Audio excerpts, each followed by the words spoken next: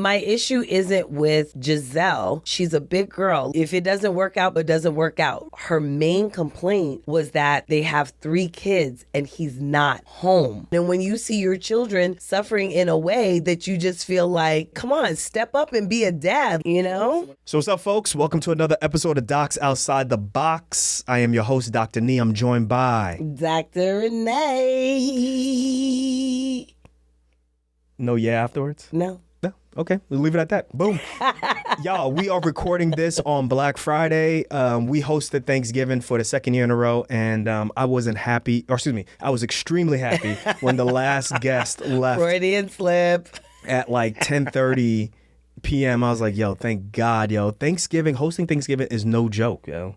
It's a lot of work. It's almost like hosting a wedding where it's just like you are... A wedding? Oh, gosh. You're not going to eat. You just making sure everybody's happy. You getting all the food ready. You getting all the drinks and all these different things. And then at the end of the day, you realize, yo, I didn't even really eat I only have 1 plate. I mean, how many plates are you supposed to have? No, for Thanksgiving, you got to have... I just remember for Thanksgiving, when I don't host, I'm having at least 2, 3, 4, 5 What? plates. You know how I eat anyway. I don't eat a lot at the same time. I kind of graze and all that. So...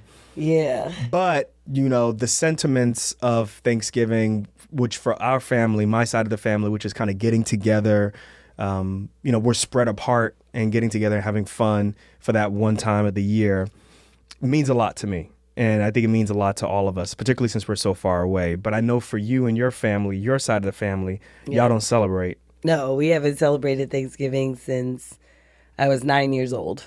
And you want to let us know why? Genocide. Got you. Okay. In a word. Well, we shouldn't laugh about it, but listen, for those... No, not laughing about genocide, but laughing about the fact that it literally is just that simple. Got you. So, you know, for the Native Americans out there, obviously this is an extremely sore subject. Maybe more than likely it is, but for some may not. I don't know. Whatever it is, we just got to be, you know, sensitive to that, you know, topic that's an issue. And, you know, so there was one person who we said come over and he was like, I don't really rock with Thanksgiving because of just exactly what you said. Yeah. Once we told them the reason why, they're like, all right, we'll just come by. But definitely. And there were some other factors that played into obviously why he came in, you know, why he came to Thanksgiving that year. But yeah, my dad actually, he put the kibosh on Thanksgiving when I was 9. Okay, that's really early. He was just like, you know, we're not doing it anymore. And my mom, you know, I asked my mom, I was like, why? Why can't we do Thanksgiving? And my mother said, because. She goes, because what did she say? She goes, the Indians opened their arms to the pilgrims and then they killed them. I was like, okay, well. There it is. Boom, and it's that done. was it. So I had not celebrated Thanksgiving after that, I think until like 20 years later when we were in med school and we had off for Thanksgiving. So we went to go and visit. Yeah, we went to Michigan. Yeah. To go visit a friend. I didn't know that actually. Yeah. I didn't know that was the first time. But I mean, you didn't go kicking or screaming or anything like that. No, I didn't. Yeah, I didn't go kicking and screaming. You know, like if people want to get together for Thanksgiving, I'm fine with that. It's, you know, I'm not going to be like, you know, no, I'm not doing it or whatever. But my preference is that, you know, especially as our kids get older, they, you know, that they really understand, you know, what the actual holiday, like what is the origin story of the holiday and understand the ramifications of that. I think that that's really important. You know, it's very convenient for people to get together on Thanksgiving because most people have that day off. Yeah. But we have a 5-year-old and a 3-year-old. So what age do you think is appropriate to let them know? I mean, you know, I think, you know, so for my family. Because it's tough too because they go to school and the teachers are incorporating Thanksgiving into their curriculum. Yeah. And if you don't properly let them know, they may feel a little bit isolated as to, we're not celebrating Thanksgiving. They don't have a proper reason why. They go into class and it's like, we're not doing it. So it's important to like kind of educate them as to why. Yeah. I mean, I don't know exactly what age. I think 9 for me was a good age. I don't know that I will do 9. I don't know that I will go that long. But, you know, I think that at some point we definitely need to let them understand what's being taught in school versus, what reality is, and that the sugarcoating that we learn in school is not really the way that it went down. So, at some point we'll let them know. But at some point also I would like to not do Thanksgiving. Like host Thanksgiving? Host Thanksgiving. At least not on that day. I will host Thanksgiving on Black Friday if everybody want to come over on Friday. I see. I'll do that. Okay. Well, that'll be up for discussion. We'll figure it out and stuff. So anyhow, the point of this discussion, y'all, is this is not a discussion. This is just a feedback episode. Basically, when we put out the episode with Tom Brady, which is episode 319, Won't You Come Home, Tom Brady, the essence of that conversation was, how much is enough? And basically, you have a situation where a football player, one of the best football players of all time, has been playing football for 20 years and is going into year 21, 22, 23. And it seems as though there's this public spat between him and his wife, who's extremely successful, right? And they kind of are having this public thing as to when is he going to come home and spend time with the kids. He went ahead and did that. His retirement lasted 40 days, and then he was like, yo, I'm out, I'm going back to play football. And all of this stuff really started playing out. And long story short, we did that episode. Since that time, we did that episode, which was in September till now. They've actually filed for divorce, unfortunately. The merits of the divorce and all the actual intricacies and details, I have no clue about that. And that's not even the intent to even talk about that on this show. Right. I think what we want to talk about is does that type of situation occur in medicine? Does that type of situation occur particularly with you on your side as an OB, as a woman, as a mom? What are your thoughts on that? As well as, how about this? Why don't we just jump into the comments? Because I think some of the comments that we got from folks on Instagram, because we released some of these episode or some of these reels on Instagram, was really interesting. So I'm just going to jump into that, and then we'll get your opinion as to what you think from from an OB's perspective. Why OB? And then also from a woman's perspective. Because I got some interesting data actually about divorce and doctors. Okay. And it'll be very interesting from your perspective to hear. So some of the comments that we got are, a lot of people like the discussion, right? And one of the things that people said, this is from Dr. Brad. He says that I actually believe they can have both, which is he can be playing football for an extended period of time. She can have the life that she wants, right? Career and family, and not sacrifice either. It would require significant clarity. But as soon as we start looking at certain challenges in life as quote unquote either or instead of in quote unquote and, then we begin to sacrifice and therefore someone suffers. He also wrote back, I fully agree, because I responded back to him. There's more to this and possibly broken promises and trust that has been compromised. I'm also curious what his motivation was for him to return to the game. Challenges with identity become common for professional athletes who define themselves by their performance on the field. Your thoughts? Well, I definitely agree with the whole identity crisis, right? I think a lot of doctors actually go through that same thing, right? So professional athletes. Dr. Bobby says, tell him, Renee. Professional athletes, I think, especially because they're drafted so young, right? They spend majority of their childhood preparing for that moment that they get drafted. They finally get drafted and they play. And when they become really big, I mean, it's literally who they are. Like, that's all they know, right? That's all they know. And so I think it's the same thing with doctors. I think doctors kind of have that identity crisis also, right? Because many of us, not all, but many of us at a very young age say, I want to be a doctor. And then people start attaching that to us, even though we're not practicing, but people start attaching that title, that desire to be a doctor to us. And so you go through, all these years of schooling and training, and then you're a doctor. And what happens all of a sudden when you either don't want to do it anymore or you can't do it anymore? I think he's right as far as the identity crisis. So some other people say Orlando Second Speak says, I love you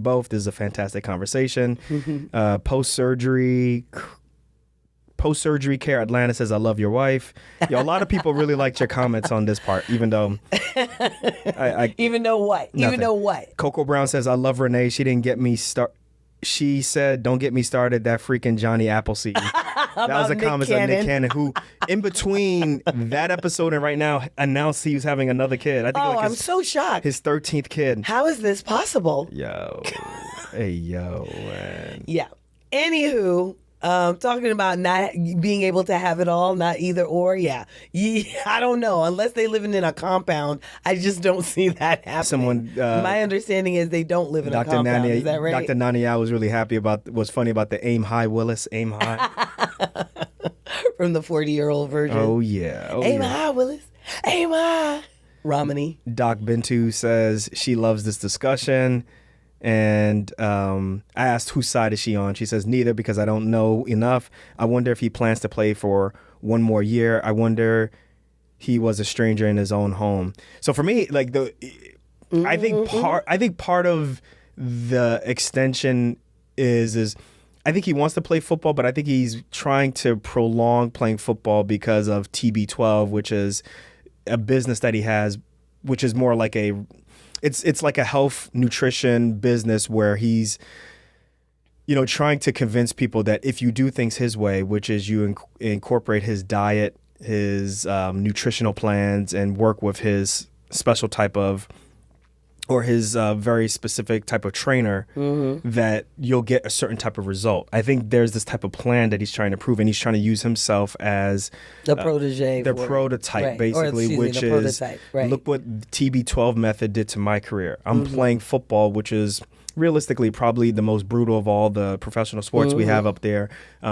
And you have to have hand-eye coordination because someone is coming after you. Right. So you have to be able to make certain moves. And he's doing this into his mid-40s. The longer he plays, the more it adds mystique to this nutrition method, which I think helps his business more. I think that's part of it. Now, I obviously, nobody just wants to go and just play just to play and stuff. So obviously he loves it and so forth. But I think that's part of that thing that we didn't. Well, I didn't mention that in the previous episode. Actually, I know between him and who is it, Peyton Manning, or who's the person that played really long into their 40s? He's, for the most part, that's him. Is he the oldest one? Yeah. I mean, hasn't he proven it already? Well, yeah. I mean, because if that's the case, like he could play until he's 60. Also, she says you're speaking facts. You had a lot of people on your side. Thank you. It's Asase. Asase. Yeah. And says, okay, I couldn't read it. Okay. And says, that's right, sis. Tell him you had a lot of women on your side. There are a couple of brothers that were not on my side. I'm also trying to figure out how 10 years equates to all of a sudden. I mean, playing for that long, 10, 20 years is not all of a sudden, right? Like, let's just face it, and unfortunately, whatever was happening, within that relationship ended up leading to divorce. And essentially, it just goes to show you that him being home for 40 days was was like a sign of things to come, right? Well, it's possible, but it was a sign of things to come. I feel like that might have been the straw that broke the camel's back, and I feel like there's a bunch of microaggressions, so to speak, that type of. There's a whole bunch of different things that have occurred over time, over 10 years or 15 years or 20 years that finally led to this. And then when he lasted only 40 days, it was just it was a sign of things to come. I'm done. I'm out. Or I got a problem with this. So I don't know. I mean, for me, is it surprising that they filed for divorce after the 40-day retirement? Is that really surprising? Because I really don't think it is. So Kofi says that him and his wife will be having part 2 of this discussion. He says, funny, we were actually discussing the Tom Brady situation before you posted this. I was actually echoing Renee's sentiments, and my wife asked me the same question, for which I said he's being selfish. The irony of the situation is divorce landed them in probably a worse situation than they were previously. You cannot live your life always on the road. Even Thanos did retire. Yeah, that's true. Gotta put the hammer down, yo. Yeah, but Thanos, when he did retire, he got his head chopped off. Right? The question is, Tom gonna get his head chopped off? The question, the question is, how long can a spouse wait till he or she snaps out? Do you want a resenting spouse because you cannot do what you love to do? When is a spouse not being realistic? Right. But all said and done, happy wife, and then he puts happy smile faces. So so actually let me ask you this question. Yeah, I don't buy into that. Let me ask you this question Happy because life, by the way. in our situation, you kind of sacrificed and pulled back on your practice mainly to take care of the kids, right? But I'm very interested if the tables were turned where, let's say, you were like gung ho about your practice. Fellow colleagues in OB who are women who kind of look at having children more like a detour or a bump in the road towards their career. So what are your thoughts on, first of all, do you think it could be on the other end where you wanted to be an OB and this is what you always wanted to do, and hey, you want to practice into your 60s? So first things first, I actually pulled back on my practice right as we got married because I was practicing technically part-time. That's actually that was the first step. You talking about when you worked? When I was doing full scope OB/GYN. Yeah, but by the time you left Idaho and you were doing a fellowship, you were kind of part-time and stuff. So you were kind of familiar to the part-time. Right. Before we got married. Right, before we got married. But when we got married. See how she tried to blame me for that. You was living that part-time life before we got married. No, hold on a second. I'm talking about practicing OB part-time, right? Which was my job at the time. But before we got married, I was working full-time. Wait, when in Atlanta? Yeah.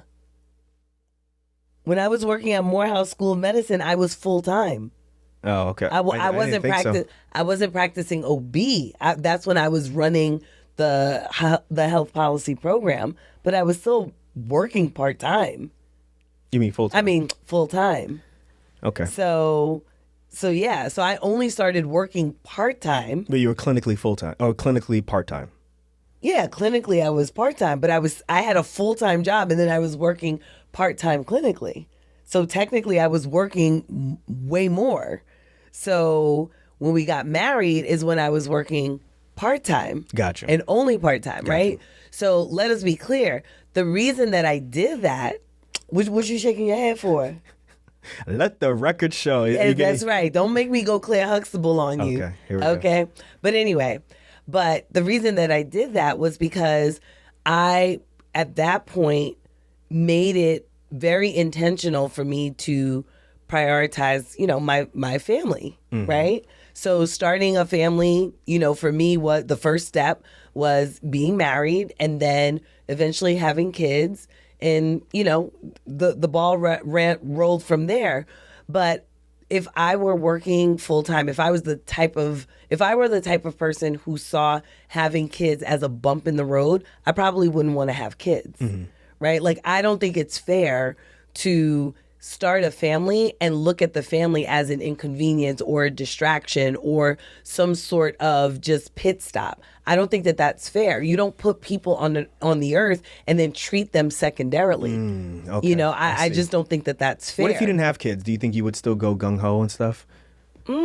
Like, for example, let's say we tried to have kids, we couldn't have kids, and let's say we just never went the adoption route and it was just me and you, right? Which it's a realistic thing that could occur. Right. Do you think that you would, and after, let's say, we obviously did part-time for, we did part-time for several years to make sure that, we kind of got used to each other because y'all, let me tell you something right now. Them first couple of years of us being married. You are a handful. Oof, man. You are a handful. We probably should have lived together first before. No, we probably shouldn't have lived together because then we probably got married. Oh my God. Anyway, listen. So we are 9 years deep, guys. We need your support, not your laughter, right? So listen. Right? Do you think that you would go gung ho and be like full time? Because for me, obviously, what I do, I think it's more acceptable as a surgeon, a trauma surgeon, to be 100% into this, right? I think that's more of societal acceptance for me to be 100% into this. And then also throw on top of that, I'm a man. the whole provider thing. And I'm not saying that that's Yeah, correct I mean, or not. that's the I'm just saying that's a stereotype, right. stereotype societal norm. Whether it's correct or not, it exists. Right. So that's why I'm saying I'm not giving an opinion yet. I want to see what your thoughts I mean, are. it's really Because hard. it's very realistic for OB-GYN doctors to be like, yo, this is me, this is my life, Yeah, and I'm absolutely. going 100%. I mean, OB docs do that all the time. I think all docs do that, or most docs do that for the most part. But for me, I think it would be hard to say because, not only is there a faction now anyway that I see of, okay, well, I wanted to start this family and dedicate specific time to, having my family, but I also see that there are other talents and, interests that I have. So I don't know. Maybe I would have nursed those as well and still gone part-time with OB. So it's really hard to tell, especially because things worked out the way that they worked out. So MD_fem said, ha ha ha, I can't. She said, hey, yo, you old, I gotta stay with you. You got I know which one you're talking CTE drooling, can't lift your right arm, talking about Gisele, where the crackers. Basically saying that if he got CTE and he had like an obvious deficit, she can't divorce him anymore because there's a rule, right? There's a law that basically you can't divorce like someone who's sick. Yeah, I mean, well, I don't know if that's definitive, but yeah. So basically, if he had like chronic brain injury and had all these issues and, she would have a tough time basically divorcing him or she would then be stuck taking care of him when this could have been avoided if he had just retired. I mean, in a 20-year history, we don't know actually if he doesn't have brain injury, right? We don't know if he has trauma. And we don't know if that's part of the picture of their divorce. I don't know. I think this is such a complicated issue, and obviously, I'm not trying to get into their relationship, but I guess because I see getting into it. No, not in their relationship, but I just think it's there's parallels between what we do, right? Like, yeah. Like if I wasn't working on this podcast or doing locums, like it's very possible as an employed doc that a significant period of time could be away from family. Right. Yeah. I mean, we know people like that. Right. There's a lot of people like that. And I'm just like, I think that's where I'm like, what happens if you're in that situation where, maybe you haven't even reached financial goals that you want to reach, but you still got to work like that. What do you do then? Like, do you as the person you downsize? Are you as the person who's like, there's still number. I don't know. I don't know. Sometimes I think you make it very easy because we're not in that situation, right? We're not financially like wealthy or anything like that. But also at the same time, like we don't have like loans and we don't have a bunch of debt that's pushing us to go to work like that all the time. And our personalities are very similar in the roles that we don't define ourselves as our identities are, I'm a doctor and that's who I am and so forth. So I get it. I do think that it's pretty easy feel like it's easy for you to say that, but hey. I mean, it's easy for me to say that, yes, because of my perspective. I mean, that's my perspective. But I think where, for me, the main issue lies is not even so much his relationship with his wife. She's a big girl. She could take care of herself. My problem is his relationship with his children, or not him specifically, but people who take that stance of, no, like my work is my priority. Like this is the number one thing in my life. Mm-hmm. And then basically they put children on the earth and then pretty much tell them that they're secondary to this thing that they're doing. And I'm like, how psychologically is that good for children to basically say that you are not necessarily my priority? And you don't have to say those words for people to feel that, And so it's one thing to be like, oh, my kids are going to revere me because they're going to see me on TV. They're going to hear about me. I'm going to go down in the history books. But I mean, we've seen these kinds of things play out before. All right. So Danny Smith on YouTube says, not true at all. My dad traveled for work a lot when I was growing up. He would be, I don't know what that means. He would be Gina for 3 weeks or a month, then be home 5 days, then be gone again. Now he's 56 and I'm 33 and my dad's my best friend. We fish together, hunt together, drink liberal tears together. Not spending time with your kids when they are younger may just make them want to spend time with you when you're older. Okay. There's no you the exception to the rule. There's no one set way things to happen, and to say so is ignorant. Yeah. He called you ignorant. Yeah, whatever.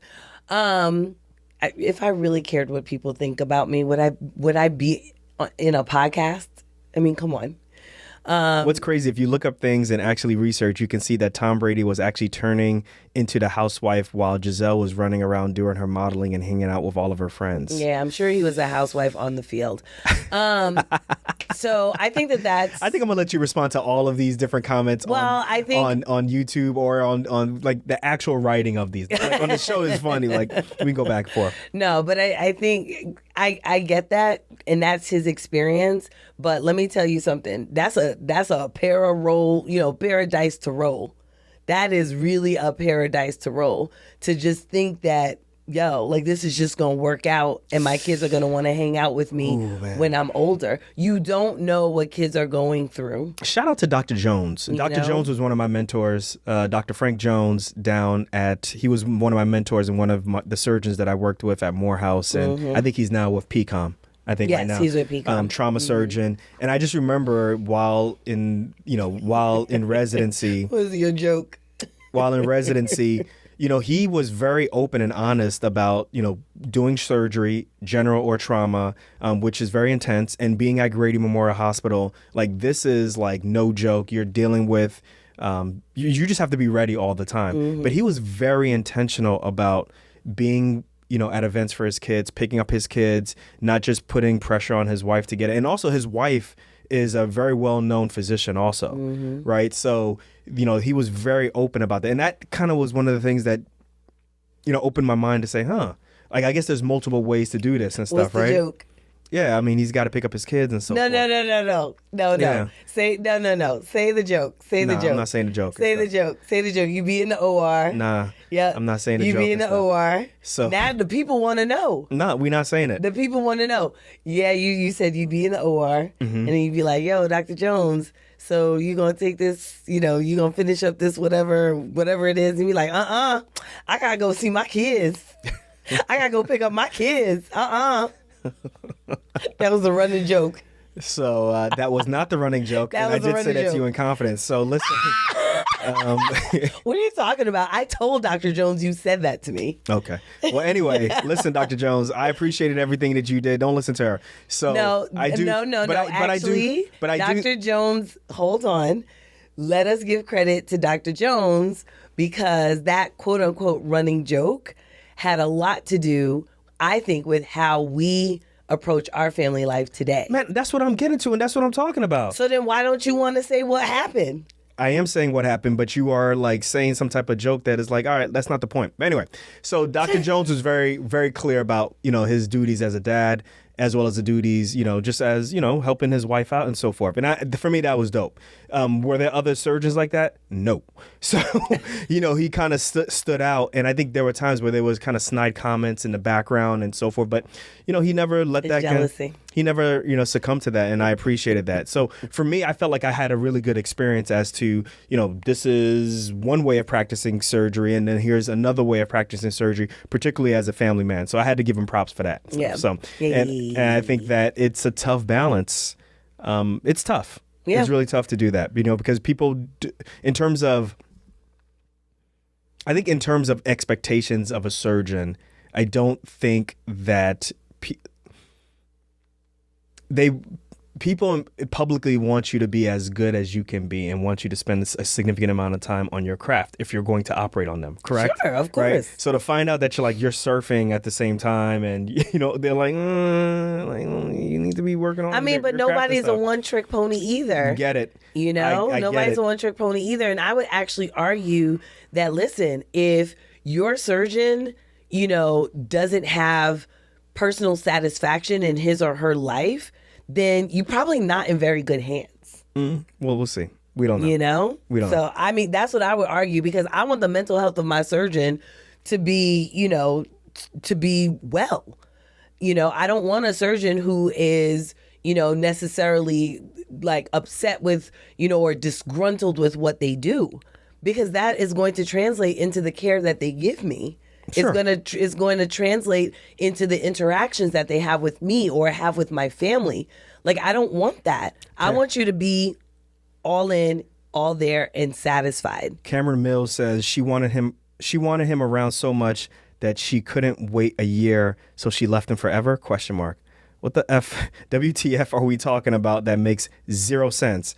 Most men retire at 67 and football is half the year. Get the F out of here. Get the F out of here. That's what he says. That's what Cameron Mills says. Yeah, well, Cameron Mills ain't married to Tom Brady, so when Cameron Mills marries Tom Brady, then Cameron Mills can have that strong of an opinion. So a lot of comments. Hold on, let us be clear though, right? A lot of comments all Cameron over the place. Mills is like, well, football is half the year. So the other half of the year, he's just sitting down watching TV like Al Bundy with his hand down his pants. He ain't doing nothing else. He not training. He not going anywhere. He's just home with the kids all day long, right? Secondly, how do we know that the retirement was going to be a year from now? It was supposed to be 40 days from before. And it wasn't. No, I don't get what you're saying. What are you talking about? What are you doing? The question was, she couldn't wait a year. Oh, I see what you're saying. How do you know that this was going to be a year in the making? What if he decided, no, I'm not going to retire for another 3 years, another 5 years? Well, you know how. I mean, a lot of people. Right? A lot of people and talking about people who retire at 67, I'm like, most people don't have the demanding job that Tom Brady has. Well, I think some people. A lot of people are telling on themselves when they make these comments. Exactly. So I'm like, dude, you can kind of hold on a second. You can kind of just say, well, there's certain comments that I think are kind of made out of emotion and so forth. So you can see that, like, when they're really in this house, if they were living with someone and they made these type of comments, like, that's not how it would go. Right. So, it's like, he's good. Most people retire at 67. I'm like, most people ain't on the road. I can't find any more of those comments. Doing all of those things that Tom Brady is doing. So that literally is apples to oranges. It just doesn't even make any sense. So I'm like, come on, people. Come with it. Come with some real comments. Really? For real. Yeah. Like that comment, I'm sorry. Like that doesn't hold So water. someone says she knew what she was getting into. Watch Tom versus Time documentary, which is I didn't even see that documentary, and let me know how their marriage were. She knew he wasn't retired. He has too much passion for the game. There's more than just his retirement that has been the cause of the divorce. I think it's the sacrifice she made for him. So now I'm starting to really understand your point. Your point is like, well, basically it's not the relationship between him and her. It's the relationship with the kids. So if you're bringing kids in who don't really have a say as to if they're being brought into the world, why are you putting them in a situation where it's very obvious that they're coming second? What are you teaching them and so forth? Right. I mean, my issue isn't with Gisele, right? Like I said, she's a big girl. Like, if it doesn't work out between the two of them, well, it doesn't work out, right? Like, if she were just by herself with Tom, like they had no kids, then yeah, I would say, you know what? She could probably live wherever he is, right? Yeah. She could probably go wherever he is. They could, he could continue to play. She could continue to do her, what is she, a model? She could continue to do that stuff. They could do it separately, then meet in Paris, and then whatever, right? Like they could do all of that. My problem is the children and the children. And my understanding from our previous episode was that her main complaint was that they have 3 kids and he's not home, right? It wasn't just, well, you're not home. No, you can't talk to me, and I want to talk to you. That's not what her main complaint was. Right. Her main complaint was her children. And when you see your children suffering in a way that you just feel like, yo, like, come on, step up and be a dad. Like, come on. We got that part. Okay, hold on. So someone else says, nah, she's being selfish. Fellas, if you have to moderate your ambition to appease Shorty, then that's a major red flag. Moderated for 20 years. He slow was down. playing, Hold right? on, let me finish this.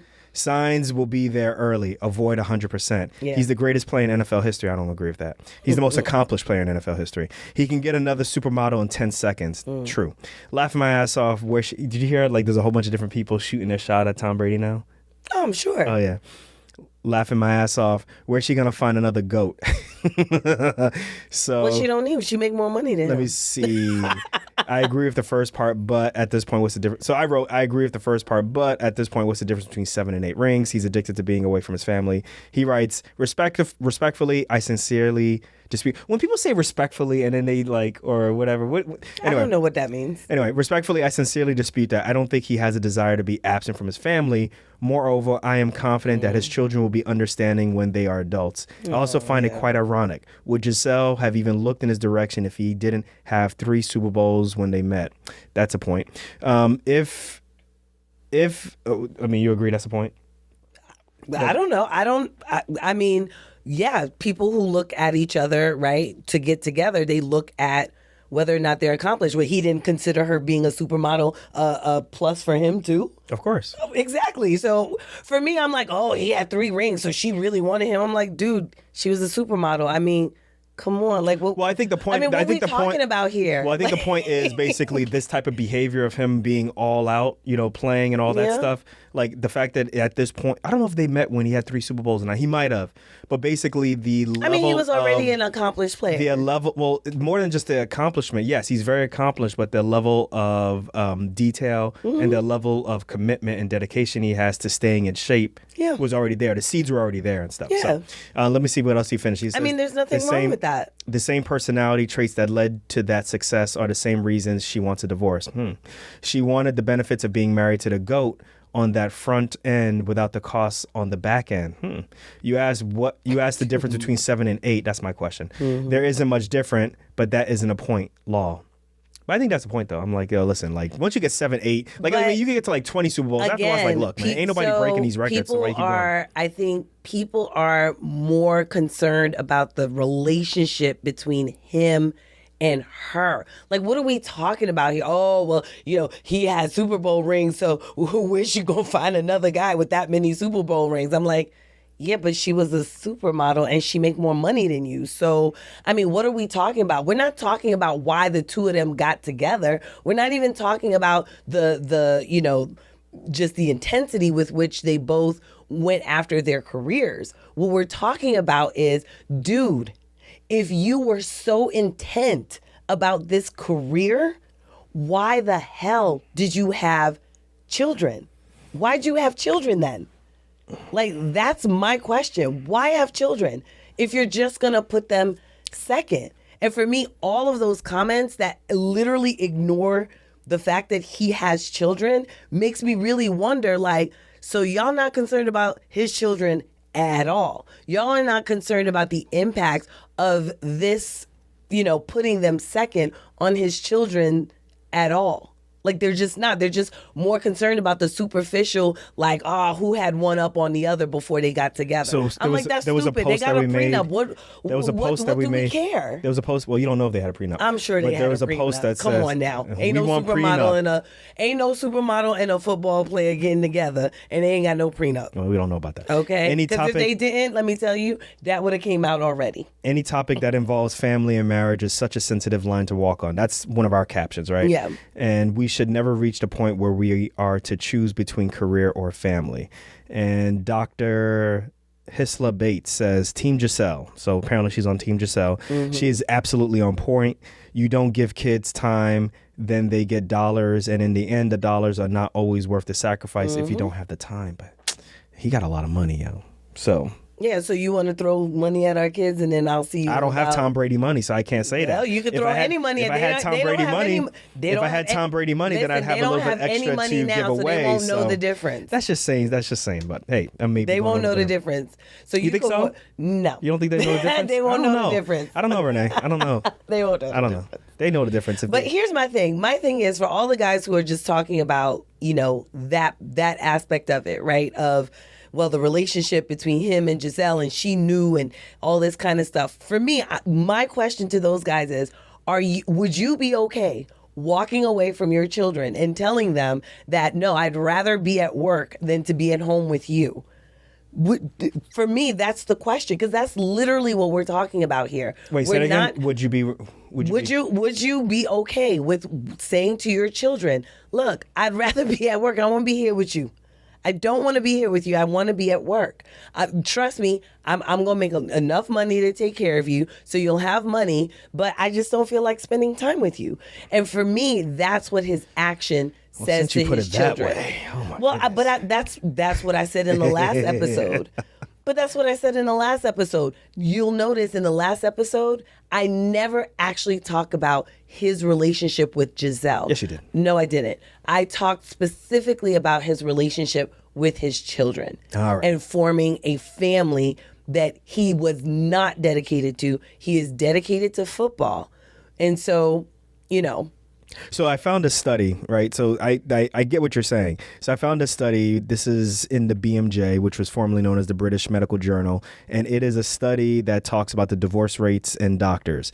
The objective of this study is to estimate the prevalence and incidence of divorce among U.S. physicians compared with other healthcare professionals, lawyers, and non-healthcare professionals, and to analyze factors associated with divorce among physicians. This is all a retrospective analysis, right? This is surveys that were conducted by the U.S. Census, or based off of studies conducted by the U.S. Census between 2008 and 2013. All in the United States, we had about 48,000 physicians, 10,000 dentists, 13,000 pharmacists, 159,000 nurses, 18,000 healthcare executives, 59,000 lawyers, and 6 million other non-healthcare professionals. All right. So basically, the results are, after adjustment of blah, blah, blah, blah, blah, the probability of being ever divorced among physicians evaluated at the mean value of the blah, blah, blah, blah, blah, blah, blah, blah. Basically, this is saying that physicians were less likely than those in most other occupations to divorce in the past year, right?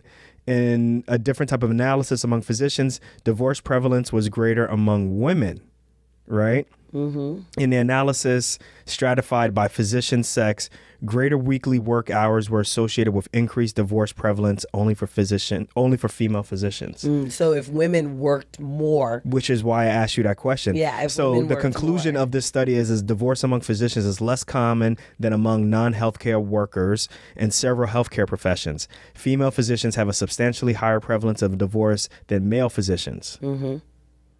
Which may be partly attributable to a different effect of hours worked on divorce. So what I have to say about this is, and I've been thinking about this, I was like, why did this study come out like this?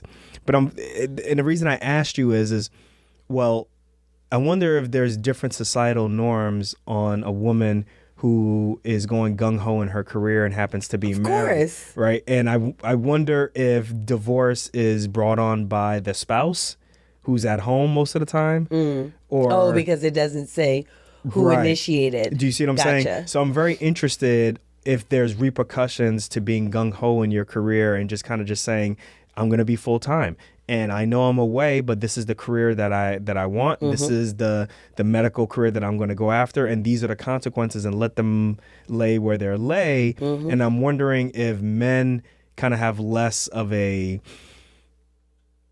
what's the word I want to use? Less of a tolerance for that as opposed to women. I don't know if I'm. I mean, I would not be surprised if that was at least one reason that men might have less of a tolerance, to women who are, really gung-ho, working long hours. There was, someone had posted something else similar on social media. I forget who it was, but there was another study, I think, that showed something about, like, if women, what was it?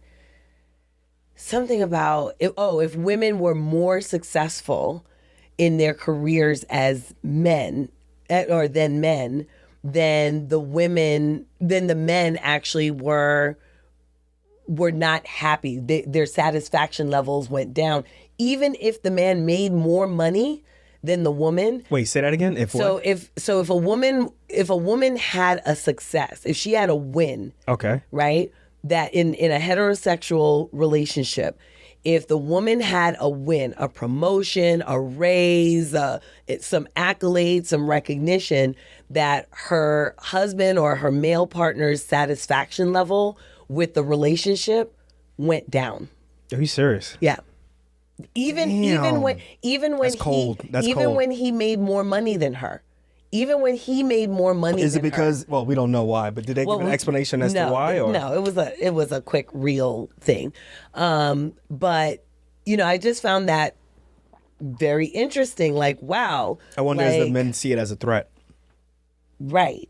Do they see it as a threat? And we know that, men, stereotypically anyway, and this has been proven by data, but that, men feel more comfortable when they are the breadwinner. So I can't really talk about the threat thing because I don't have that type of experience. But this is why you sending me out to work like an ox. Well, I think that from my perspective, I'm just kind of used to being the person. I'm like a provider mentality and stuff. Provider mentality. So I have it in my mind that I work to bring, a certain, to bring food home or to bring money home and so forth. And I remember when I interviewed Doc G. The first time I interviewed Doc G is a doctor who is he's a palliative care doctor, but he hit financial independence in his mid 40s. Yeah. And actually, you would think like everybody would be like, oh man, you won the award. Like you're going to be happy. You're going to ride off into the sunset.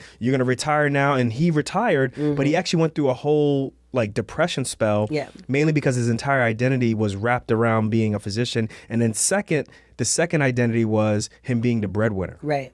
And although, he had a very positive relationship with his wife, that notion of not going to work and then bringing home the bacon, so to speak, put him he lost his identity. Yeah. Right. So I could definitely see myself kind of just struggling and figuring out like, okay, who am I? Like I put so much stock into one, being a doctor. And then second, I put another stock into taking pride and saying that, you know what, I'm going to go to work and, bring home X, Y, and Z. You just have that provider mentality. Now, would I be okay with you going out and working more than me and bringing more than me? You know me already. Hell yeah. I'm like, I know you go would work. Too. You better work. Because I grew up in a household. You'd be like, give me that check, girl. I grew up in a household where my dad was working full time and my mother worked full time. So for me to have, you remember, like I had a problem with you working part time. Like, what are you talking about? You better pull, more than your weight and work full time, right? Like, and look at you happy now. Well, it's not that it's. I'm happy that you're happy, right? So it has nothing to do with like whether you're working less or not, right? I just want you to be comfortable with the situation that's going on. And I think that's ultimately the most important thing. Are you comfortable with the current situation that we have? Right. And are we in a situation where overall we're comfortable financially and overall this is where we want to be with raising our kids and in our family? That's the most important thing, right? But are there times when I'm like, damn, like if we had full-time, 2 full-time salaries, we'd be way ahead of where we want to be, particularly in our, aspirations for FIRE? Absolutely. But the consequences of maybe possibly having to get a nanny, possibly not being around our kids much, us feeling like we're two sailing ships kind of going past each other. I come in at night, you go in during the daytime, or just in general, we're not seeing each other because I'm on call when you're on call, or, I'm post call when you are just starting your call. It's not going to work. Right. It's the daily dynamics of a relationship that I think people are not thinking about. Right. If you're single and you're watching this and you're like, oh, what's the problem? This, that, and the other. It's that like, was me. I was there. Yeah. It's like even as a newlywed, like you did not understand the ramifications of the way that we could potentially work. We even at one point had interviewed at separate hospitals, at different hospitals. Remember? Yeah, in Pennsylvania. Oh yeah. In the Bethlehem area. Oh yeah. That was not going to work. That was not going to work. And I'm glad that didn't work out because I just kept thinking, if we work at different hospitals, we will never see each other. And for two people who had a long distance relationship for 7 out of the 10 years, that we had been dating, that was a recipe for disaster. Like that would have been disastrous. You know what I mean? I agree with you. So I think that people are, being naive to understanding the everyday dynamics that a family actually has to go through. and understand the relationships that are supposed to form, but that don't necessarily form, and how, just different aspects in your life make it so much more clear that this thing is happening. You know what I mean? So, for example, right, like, if we Halloween, right? Let's talk about Halloween. So it was really important for our son to, have us pick him up from school for Halloween and, take him trick or treating and all this kind of stuff, right? For, you might think, oh, what's the big deal? Like, I guess what I'm thinking about is what? Halloween in a Darko house when I was growing up in Queens. Oh, it's just a different Lefrak City. Different vibe. There was no Halloween. Right. We was watching Halloween on TV, but my mom was not letting us go trick or treating. What? Josephine Darko? Can we go trick or treating? What? Different vibe. An African mom in Queens, New York? What is this trick or treat? Nah, yo. And now we got a kid who just but anyway. No, it's cool though. Here's the thing, right? There was one point at which we didn't know exactly what your schedule was going to be. Yeah. Remember? And our son, our 5-year-old, asked like if you were going to be there for Halloween. And I was like, I don't know. We don't know Papa's schedule yet. And he just was not happy with that answer. And not to say, you're supposed to do everything, that your kid wants you to do. You better be happy when I'm working and you get that money paid. I understand that. But that's just one event. And we invest in VTI. Anyway, that's just one event, right? But multiply that by the school play, the recital, the swim classes, you're talking about these are things that get missed, right? Multiply that 1,000,000 times, right? And then say like, if that happens so many times, and especially as the kid gets older and realizes, dude, you show up for everybody else's stuff, but you don't show up for me. You don't show up for my stuff because you're always working. Then yeah, that can build resentment within a child. So that was what I was trying to get to. I didn't finish you kept cutting me off with the joke, the running joke and stuff. But with Dr. Jones, there was another surgeon who's extremely well known, wrote textbooks at that facility, who had like an estranged relationship, with his children and stuff. And that's not the life that I wanted at all. So I guess in that perspective, like, what's the point of getting all of this accolades when you can't celebrate it with people who you love, you trust the most? Right. And that's, I guess, the whole gist of this whole conversation is obviously, look, we're not here to cast any aspersions on that relationship because we don't know anything what's going on. But from the outside looking in, there looks like there's some things that we can get and talk about within our realm, within physician realm and so forth. So yeah, and I think that's an important caveat, right? Like, I know I speak very passionately about that, and yeah, you was cutting me off and talking over me and stuff. I'm like, what's going on, man? We had some comments we had to answer, but at the same time, we don't necessarily know, right? We can only, guess potentially what might be happening in that household just based on the things that they have made public. But I do want to be clear that they have made things public, right? We're not looking at just paparazzi chasing people around and, putting out tabloid information. These are people who have actually put out statements, and they are, making appearances about this thing, or they are at least sending out their publicists to make a comment about what's going on in their lives. So in that respect, if you're making that public, then it's fair game. But, hopefully in the long run, nobody wishes divorce for anyone, for the most part. But sometimes the separation or the ending of a marriage could actually be the beginning of good things to come, especially if the marriage at any point became volatile, whether, verbally or physically, which they never said anything about that. But in general, I think we need to also understand that sometimes divorce is not a bad thing, that might actually be the thing that brings the family closer. Yeah, I just think I'm very fascinated as to the comments that, some of these people make. Yeah. And I wonder if a lot of the comments that they're saying are just projections of what they really think. Obviously, a lot of this stuff is anonymous, not using their real names and so forth. It's the same thing with the Will Smith and Chris Rock thing, like, oh, that wouldn't have been me, or that could be this, or whatever type of notion. And I think what you end up looking and seeing when you sit back, you're just like, oh, a lot of y'all are telling on yourselves. Either there's a bunch of insecurities that you all have, and based off of your comments, you can sense the air of insecurity. Or you can take the sense of, damn, y'all some violent mugs.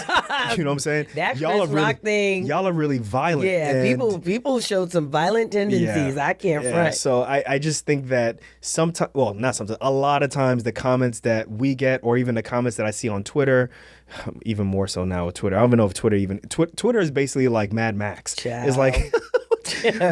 we don't need another hero. Yes, we do, in terms of CEO. Oh my God, damn. We need another CEO. Hey, yo. But I do think a lot of times people just say things and they go, basically balls to the wall, because they know that you can't identify them. Exactly. There's no repercussions, which there shouldn't be. And guess what? They don't know what they would actually do in that situation. So... But I think we've gone through this for like 40-something minutes. I think it's time to Let's wind it down. Let's put this to rest. Let's wind it down. Let's jump into a question from the audience. So, as you all know, there's kind of two ways that you can work. There's the way where you are employed by a hospital and they have a schedule. You work that schedule and then you go home. And that schedule has, coworkers and people who work together, and everybody has a certain amount of shifts that they have to work, and that's it. And in exchange for that, you get a salary. That salary is going to cover and have a bunch of benefits, and not only take care of your salary, but you're going to have some fringe benefits in there. Basically, that's what I'm saying. When you work as an independent contractor, although you're doing the same thing clinically, how you get paid and the benefits that you take home, all of those different things kind of show up in a different form. Is that the best way of it? They change. You have no benefits, basically. You have no benefits, so you have to make sure that you go for a higher rate, right? So imagine calling in a plumber to fix something in your house, right? Like, they are going to give you a rate that's going to be the going rate to pay for what's going on in your pipe, or going on in your pipe work in your house. But also at the same time, like, that price is not just what's the going rate. That price kind of takes into account what it takes to drive to your house, tools, and all of these different things that they have to do to get that job done. Yeah. Basically what I'm saying is, someone wrote in who does locum tenens and said, should I negotiate a higher base pay or negotiate a higher callback rate? So what that means... Oh, that's a good question. So what that means basically is when I go into the hospital, I charge a certain rate and I get paid per hour for that rate. As the base rate. Right, as the base rate. And no matter what I do during that hour or several hours, I'm going to be paid that amount, right? If I work past that point, let's say I work past 12 hours, I get to charge the hospital overtime. So my shift is 12 hours. But let's say I have to do an operation that goes into hour 13, hour 14, hour 15, right? It can occur, right? You get a gallbladder that comes in at hour 10 and it ends up being this prolonged case. You get to charge overtime to the hospital. The question that this person asks is it better to negotiate that you get paid a larger, higher amount up front?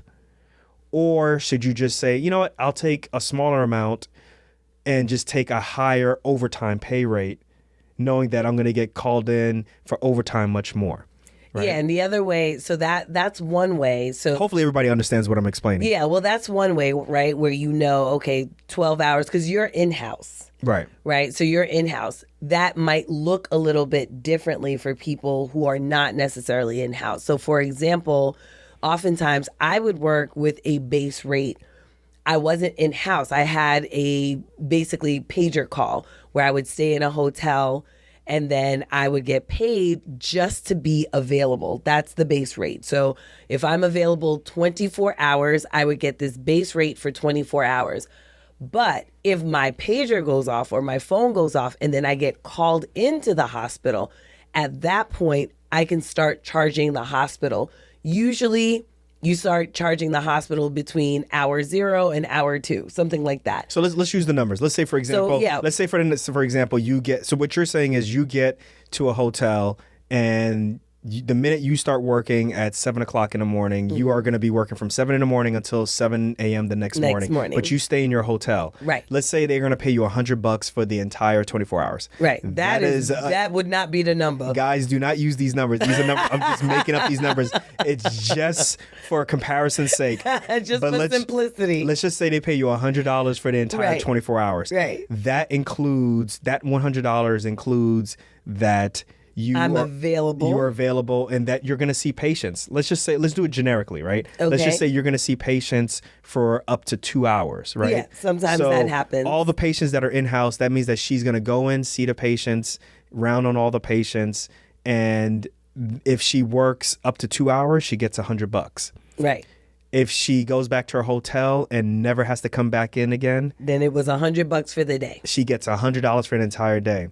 But let's say, for example, you get called in past the 2 hours, like you've already seen your patients, and now it's like you're spending hour 3, you're 4 hours in, 5 hours in. Yeah, let's say there's like 3 C-sections and 5 deliveries that I do, and then I end up going back to the hospital, and it ends up being a 10-hour stint, right, on top of the 2 hours. So total, 12 hours. But that first 2 hours we already covered in the base rate. So those next 10 hours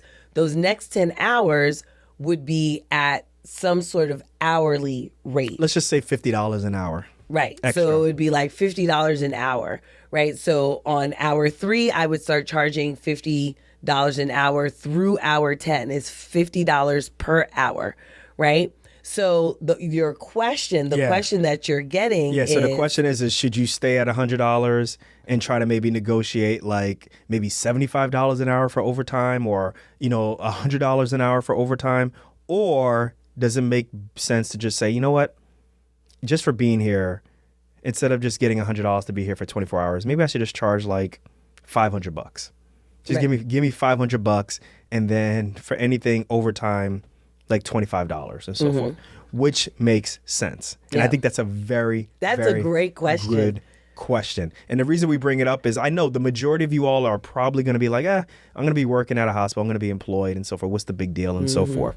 But I think there's a lot of people who are, they have contracts with urgent care facilities. They have contracts with private practices. They have obviously contracts with hospitals where they're working as locum. So let's jump into it. What do you say, Dr. Renée? What's the most important thing? Well, I think you need to establish what you're willing to get out of bed for.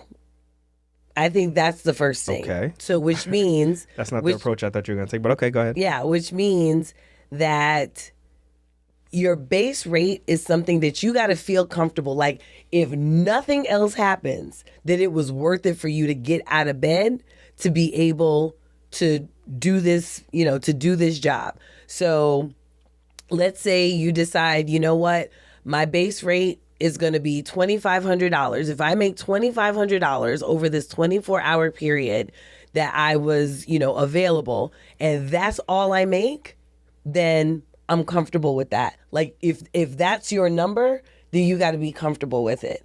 However, what you have to understand is you have to understand the place at which you work.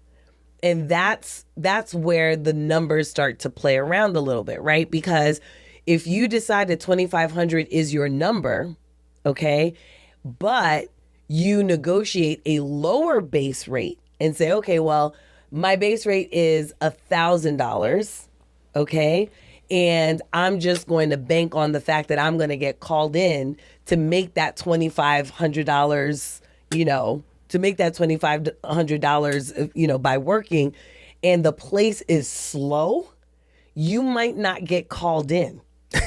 Okay. $1,000 is all you got. So $1,000 is all you're going to get, right? So for the people in the back who didn't hear me, you have to decide what you are willing to get out of bed for. That's number one. And number two, you have to also know what is the volume of work that you are most likely going to encounter. So for me, if you're asking me the question, it's always a good idea to get that base rate. That's what I was about to say. Just get to the point, yo. I don't know why you're making this hard. Yo, I want the base rate high. That's what I do. I understand that. I get that. Always. I get that. I think it's always important to get the base pay. Get my money. I get that. But the reason I went through that whole exercise is because people who are just starting out Get are that not money. they're not going to understand that. Get that and money. they're not. Get that money. You Base want to pay. say it one more time? Get money. What you saying, huh? Get money. What you say? What you saying, huh? Get that base pay. I'm done. Go ahead. Very good. So the reason that I went through that whole exercise is because people need to understand why you are getting the base rate as high as you possibly can. They're not going to feel comfortable negotiating something if they don't understand why, which you had that same, discussion with a colleague of yours. Oh, I was about to say, I'd never had that problem. No, not you, but you had that same discussion. Not on me. You had that same discussion with a colleague of yours recently where he did not negotiate the base rate and then he didn't get called in. I say get paid the most amount for the bare minimum. That's it. And what happened was he didn't realize what he was willing to get out of bed for until he wasn't paid what he was willing to get out of bed for. But by then the contract was signed and it was too late, and he was literally making, a fraction of what he was willing to get out of bed for because What do you mean? thought, What do you mean? Get out of bed at the hotel or get out of bed from his house? No. Get out of when I say get out of bed, get out of bed for the actual job, not the callback. I'm saying to actually do the job. He was pissed that he was there and not getting paid much at all. But that's And what I'm saying. But he wasn't. Leave his house But he wasn't. for it. He wasn't getting called at all. Right. So he was like, "Well, I'm in this hotel and I'm not getting paid nothing." Exactly. Nathan. So why am I here? Exactly. And I was like, "So would you negotiate?" And he was saying, "I negotiated. I didn't mind keeping the base rate low because I was told that the volume of work. the volume of work was a lot, which would mean that I would get a lot of overtime." And then when he got there, it was crickets. So now he has this low pay. He's he's getting a significant low amount of money being there. And it's like, yeah, is it really worth your time to be there? Right. Because if you're going to because I think one thing I definitely learned from you is what's worth your time? Because if there's a certain amount of money or if there's an X amount of dollars that makes it worth your time, then yes, you're going to be there. But if there's an X amount of dollars that is not worth your time, then you might as well not go at all. Right. Right. Exactly. You might as well not even take that money. Right. Exactly. It's like saying, okay, would you rather work like when I mentioned that $100 for 24 hours, right? Yeah. Like that is a low amount for people for someone That's to do $0 to me. You might as well just say, I'm not coming. Right. I'm not coming because it's a waste of time. So that's what I'm talking leave about. my family, travel there, have the inconvenience of getting there. No, I'm not going to do that. I think this guy had the equivalent of that amount, Right. basically, which is, and the same question that I know exactly who asked this question. I'm like, wait, for all the work that you're doing, which this person is doing actually the equivalent of 2 specialties, GI as well as general surgery, I don't think that it's worth it for the amount that he was saying to go and travel and do locums at a hospital for this amount. You might as well just stay home and just like stay at and the chill. varsity. Right. So, all money ain't good money. Yeah. That's number one. And all money ain't worth your time. So, you should always try to get your base rate as high as it will go. Figure out what you're willing to leave your house for or get out of bed for. That's what I say. But, you want to get that base pay as high as you possibly can. And then the other thing is you'll never, ever really know.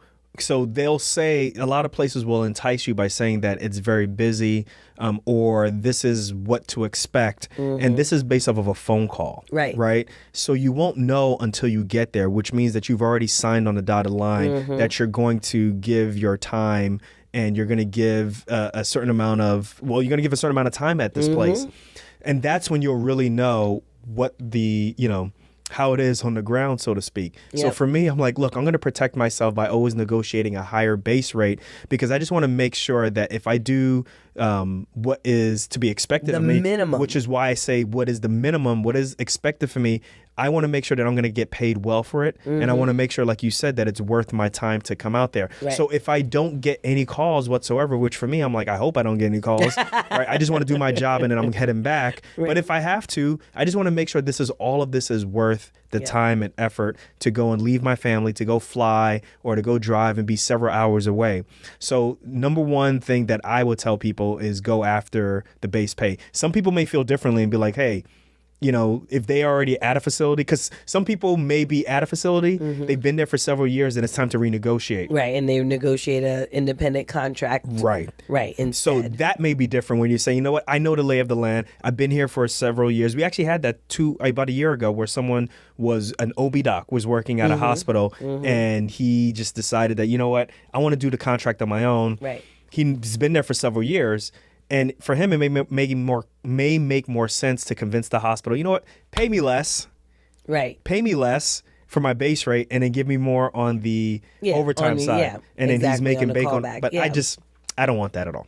Right. Well, because the other thing is that you never know when things are going to change. Right. Right. You don't know when things are going to change. So right now, the volume looks great, but let the hospital get bought out by whatever. Let another program come in. It's a dangerous game. Right. And then now you have a competing program that, it's like, oh, we had this, robust, OB program. And it's like, okay, well, now they have a family medicine residency. Now what are you going to do? Well, the other thing, too, is that you've seen places like implode. Lose an OB practice lose a certain type of practice. And then, like you said, all of the expectations go out how the you're window. gonna go out the window. Yeah. So you're kind of left with, okay, what's the base pay? You might as well just go after that. That's my thought process. Yeah. Yeah, I think you protect yourself. I think that's what you do. So we both agree the consensus is always go for a higher base rate. I'm not saying that you shouldn't try to negotiate as much as you can get for any type of situation, but I think the most important, the priority should always be on getting as much as you can get base pay for the minimum amount of work that you're expected to do.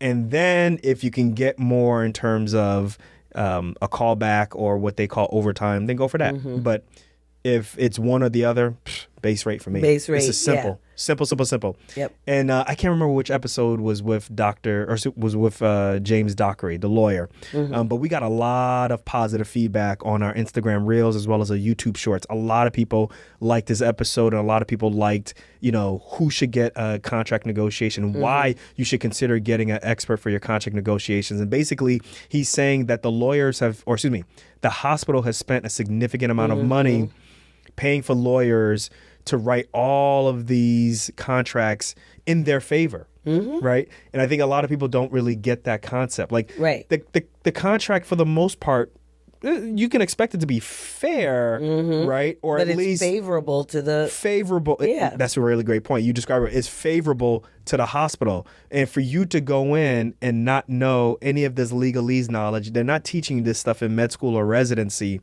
and to go in and just say, I trust, I think that's a very dangerous situation to go into, and to forego this based off of $600 or $1,200 or whatever it is, when that lawyer can get you multiples of that, right?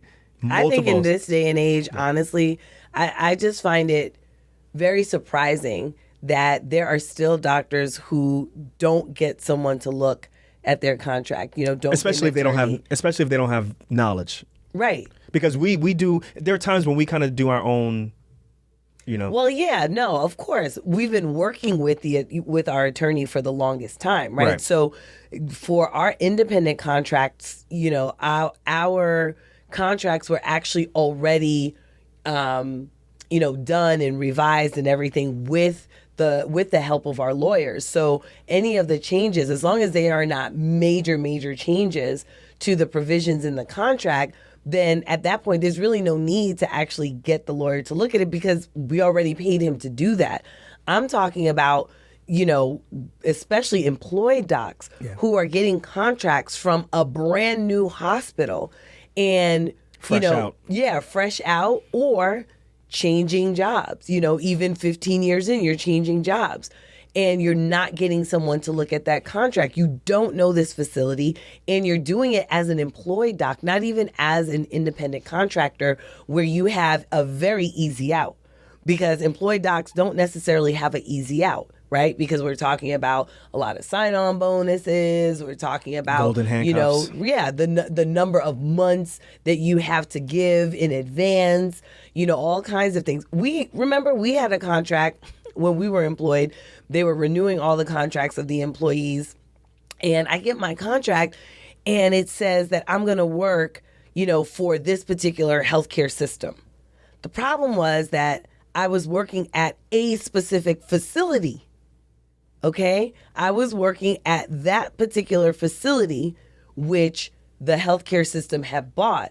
But once the contract went to be renewed, what I noticed was it didn't say that I was working for that facility. It said I was working for the healthcare system. And I was like, oh, because y'all got facilities all over Western Pennsylvania. So you could literally send me 50 miles away to go and work. Now, That's not going to happen. Now, the funny part is when you brought it up to your colleagues, they were like, that would never happen. Yep. And even the CEO was like, oh, that's not going to happen. Yep. Like, we're not going to send you all the way to like 50 miles away to go and practice from your home base. And lo and behold, what did they do? They went ahead and they closed the facility. They closed another facility. Yeah, they closed another facility, and those doctors had to come up to your facility. Yep. And that was like a 30-mile, 40-mile drive. Yeah. And they still had a clinic there. Yeah. They had a clinic that was 30 miles away, but when they had to do a delivery, they had to do it at your facility. Yep. Which was crazy. Yep. But yeah. Yep. Yeah, that and my partner, she was like, "Oh my God!" She's like, "You call that?" I'm like, "Yeah." I'm like, "Listen, when you reading a contract, don't get all googly eyed over the salary. Let me tell you, when I think about a contract, the money is literally the last thing that I think about, because I got to think as to whether or not it's even worth it for me to take $1 from this facility, because I need to know whether or not it's worth my time to work there. Once I figure out it's worth my time to work there, now we can talk about money. But we're going to take care of everything else before that, because I'm not wasting my time just because you paying me a certain amount of money to be unhappy. Nah, that's not going to happen. We're going to work out all the provisions, I'll be then the money. I'll be very honest with everyone. Whenever I look at a contract, the number one thing I look at is how do we get into this contract? And then the next thing after that is how do we get out of the contract? Mm-hmm. That's the number one thing that I always look at when I look at a contract. And then the second thing after that I look at, I think salary is probably like the third, fourth, or fifth thing. It's the last thing for me. I look at the call schedule. I look at something that is called how do we actually like terminate. It's not really number one, which is how do you get in and out of the contract, but it's like how can the hospital terminate without actually letting me know, because that's really important, because I want to know how much leeway they have to just be like, yeah, we don't want to work this contract anymore and stuff. So that's super important to me to find that out also. And to be honest with you, I would just say, listen, to anybody who's listening to this right now and is struggling with deciding, hey, should I get a lawyer to read my contract, review my contract, and possibly even negotiate? I mean, I think you really need to go back and rewind 5 minutes, 10 minutes to what we said, which is, listen, like, you're going into this fight. It's like Samson versus Goliath, right? Is it? It's David, babe. Oh. Growing up in Left Rack City, man, I don't know any of this stuff, man. Come on. What does Left Rack City have to do with the fact that you don't know Bible references? Bible references. I don't know that stuff. What's Samson then? Samson's the hair? Samson's the hair, babe. Yo, okay, so David and Goliath, like, you literally are coming in with a pea shooter or with a slingshot, right? And you really want to make sure that your slingshot is as heavy as possible, and you're going to take out that eye, which is, the most vulnerable part of the hospital, which is that contract, and getting someone to review this for you. And yes, the upfront fee may be something that is a little bit, intimidating, but I could tell you right now, it is nowhere near what you paid for ERAS. It's nowhere near what you paid to apply to go to medical school. It is nowhere near what you paid to go to all of these different conferences and all these different things. It is where nothing was guaranteed. Nothing was guaranteed. All of those, yeah. I wholeheartedly agree with that, and I think that you guys should really consider that. Yeah. I think you guys should really consider that. Yeah. And I'm telling you right now, nobody is going to look at you differently. The hospital, the private practice that you're negotiating with, they're not going to look at you any differently if you decide to get. Well, at least they're not going to look at you in a negative fashion if you get a lawyer. It's a smart thing to do. I think it's a smart thing to do, and I think it's par for the course. And I think at this time now, I think actually people would be surprised that you don't get a lawyer. And they may just be like, what a sucker. About to do all these calls.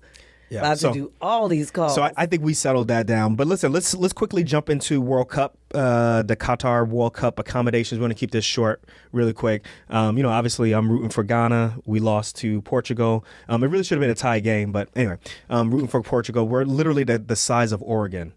And the fact that we're able to stay up with, a lot of these really amazing countries like Portugal and, whatever, long story short, I'm rooting for them. Yeah. I'm rooting for the United States also. And shout out to the head coach who went to St. Benedict's, rooting for him also and stuff. But I think it's amazing to see, a little country like Ghana, literally the size of Oregon, go in and compete against these amazing, huge countries and stuff. It's amazing.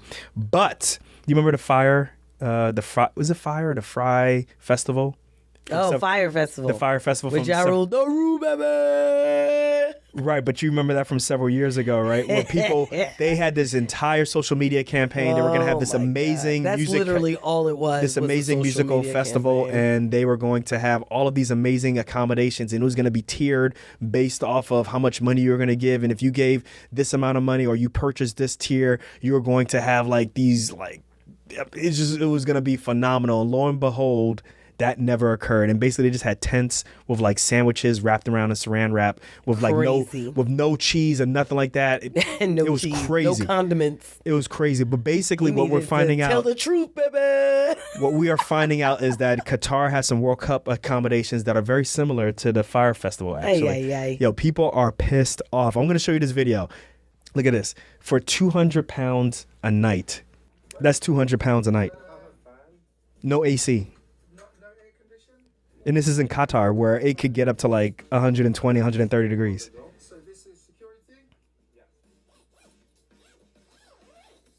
And just so y'all know, security is basically they give you a lock, a luggage lock, and you put it on the zipper of your tent.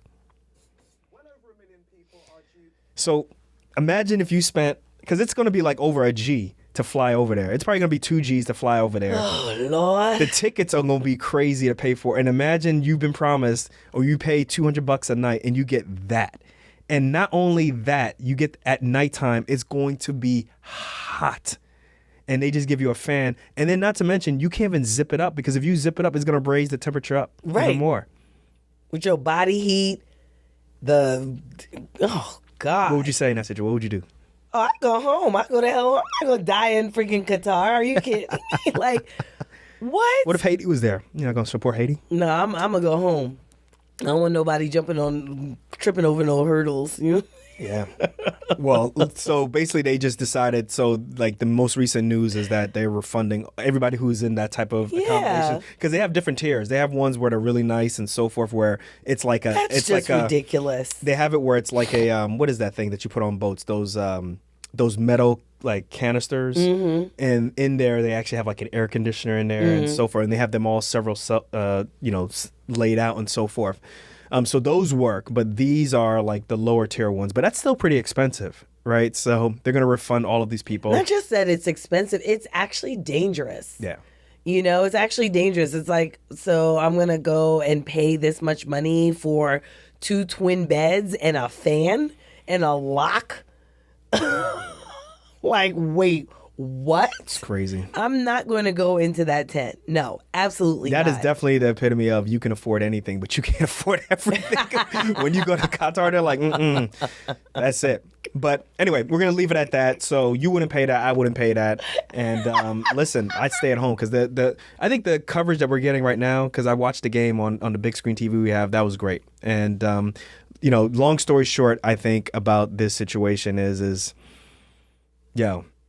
I've been watching Johnny Harris, which is one of my favorite journalists. He was working with with Vox, and he would put out these amazing YouTube documentaries with Vox, and now he switched to doing things on his own, and he just won an Emmy for the investigative work that he's doing. So he has a really great YouTube channel. I'm going to put him in the show notes, but he's got a really great YouTube channel where he talks about a whole bunch of different things, where he does the investigations. He has really great graphics. He has really good timing.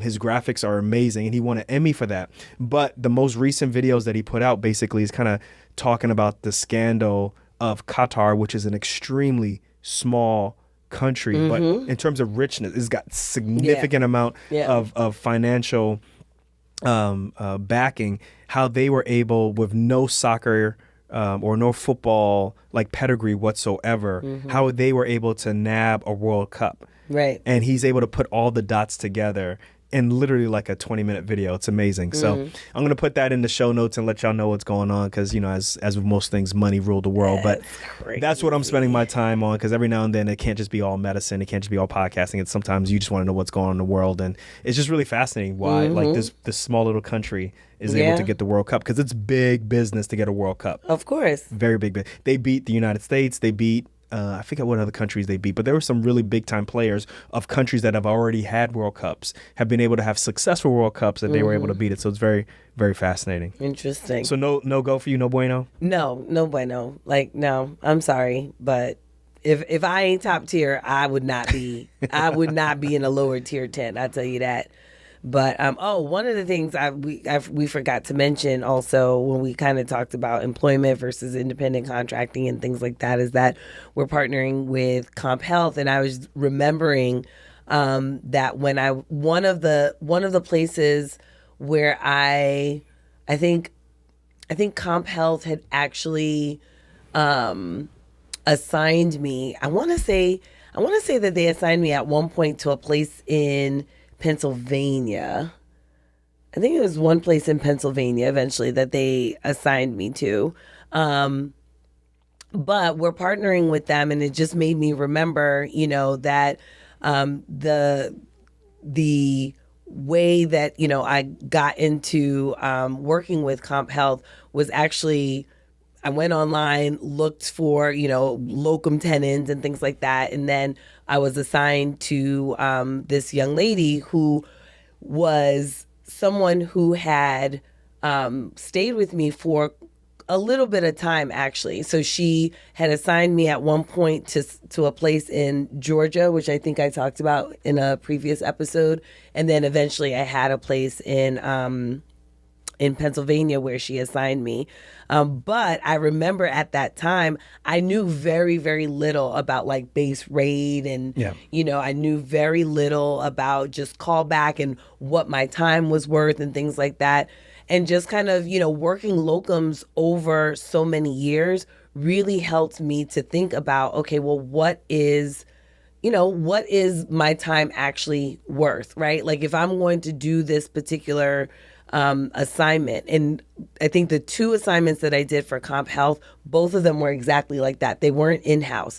They were, base pay in a hotel and then a callback. And so, it just really made me think about what my time was worth. And that was one of the things that I was able to talk about with the locum tenens recruiter at Comp Health is, okay, well, what is your time worth? Like what are you willing to go out there for? So if you're looking to work, as locums, one of the first line things that, to kind of approach the discussion that we were having, one of the first line things that you can do if you're not comfortable talking to a company by yourself as an independent contractor about your rate, work with an agency, and practice that way first, right? Talk with the agency, let them know what it is that you're looking for, see what the lay of the land is, because they're going to be able to also give you kind of a comparison of what other facilities are asking for. Whether that be in your region that you want to go to or in other regions, and you may decide that you want to travel somewhere else where the base pay is going to be a little bit easier to negotiate. Yeah, Comp Health sent me that was my experience in Boise, Idaho. And that was actually my first time ever experiencing trauma surgery from a private practice standpoint, where basically you had a bunch of different surgeons and, although one person was on call, when they weren't on call, those patients went to that respective surgeon, which is very different. So there was about five or six surgeons, and they all had separate lists with their own trauma surgeons, which meant with their own patients, which meant that they were responsible for their own patients, operating on their own patients, and the timing, which I didn't like. Right. So it has no no negative thoughts on Comp Health, but just it was a really interesting experience, and it helped solidify for me the type of practice style that I wanted and so forth. And I agree with you, like the ability to kind of negotiate with a facility. I definitely had that opportunity, and I definitely had a little bit more leeway. But by the time I started working with Comp Health at this point, I was a little bit more seasoned. So I had that experience. So why don't you tell them where they can sign up? Yeah, I mean, if you're looking to do locums, Comp Health is, you know, a really good company to go with. I've worked with them in the past. Nii obviously has worked with them as well. You can go to comphealth.com, comphealth.com. Check them out, and maybe you can get started with locums. Yeah, maybe you may have to do locums for a little bit so that you can get a higher than 200-pound per night tent at Qatar. You may have to work a couple of extra shifts so you can get something like a 500-pound per night or per pound, whatever it is. Either way, man, I ain't standing in that tent. No, that tent is no crazy. Way. No, but I like what you said about the fact that, you know, you went to that facility and you didn't quite like, you know, that setup. And that's the great thing about locums. I think you could try something out and decide I like this or I don't like that. And then if you want to go employed, then you know exactly what you want when you go employed. Once it was time for us to be employed, once I started realizing how much we were getting paid from a locum standpoint versus how much I was going to go back to getting paid as an employed doc, I was like, whoa. Yeah. And I just felt like I just had more leverage to negotiate because I knew how much a hospital was willing to pay for a locum standpoint versus how much you're going to pay me as a salary doc. Wait, this don't make any sense. Y'all going to have to literally up the base rate on my salary, right? But it makes sense, right? You'd have to up the base rate on my salaries, but we can get into that on a separate episode. But just want to give a shout out to comphealth.com. Make sure you guys check them out. So listen, this was fun. We did a feedback episode. We don't do this very often, but we got so much feedback on Instagram as well as talk about it on YouTube. So we just wanted to let y'all know that we hear y'all and we appreciate all of the comments, whether we agree with y'all or not. And make sure you continue to let us know your thoughts on IG. We're going to start going to TikTok also. Yeah. But obviously the two major places are Instagram as well as YouTube. And that's pretty much it. Cool. So we're going to catch you guys on another episode of Docs Outside the Box. Peace, y'all. Peace.